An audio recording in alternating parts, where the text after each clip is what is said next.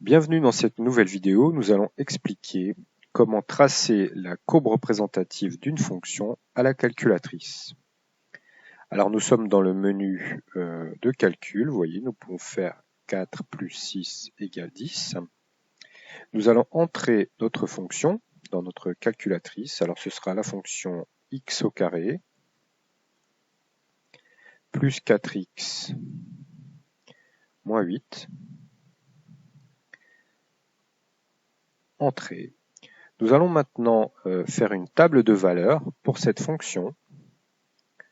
Nous allons régler la table de valeurs. Nous voulons tracer la fonction sur l'intervalle moins 6, 2.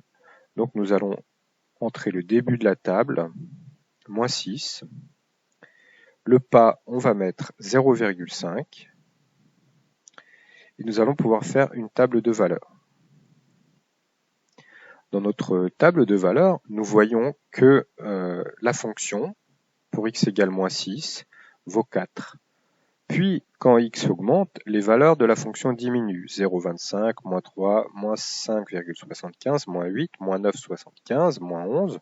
Nous allons descendre avec notre curseur. Moins 11,75, moins 12, et de nouveau moins 11,75. Donc, nous voyons que entre moins 6 et 2, nous pouvons aller jusqu'à 2, nous voyons que la plus petite valeur prise par y, eh bien c'était ce moins 12.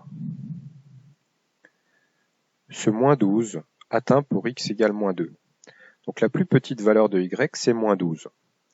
Ensuite, cherchons la plus grande valeur de y. La plus grande valeur de y, on était parti pour x égale moins 6 de 4. Et en descendant, on s'aperçoit que 4 est bien la plus grande valeur atteinte par y. Il n'y a pas plus grand que 4. On l'atteint encore pour x égale 2. Donc maintenant, nous allons régler la fenêtre. Alors pour régler la fenêtre, nous voulons tracer notre fonction entre moins 6 et 2. Donc nous allons rentrer moins 6 pour x min, 2 pour x max. Les graduations, nous allons les laisser à 1. Et pour y min, nous allons mettre le moins 12, qui était la plus petite valeur de y atteinte par la fonction. Pour avoir un petit peu de marge en bas du graphique, on peut mettre même moins 13 ou moins 14. Disons moins 13. Pour le y max, on a vu que la plus grande valeur de y, c'était 4. Les graduations de y, on va les laisser à 1.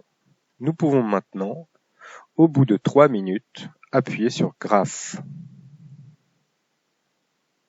Et vous voyez que nous obtenons un beau graphique où nous avons toutes les valeurs de la fonction qui nous intéressent.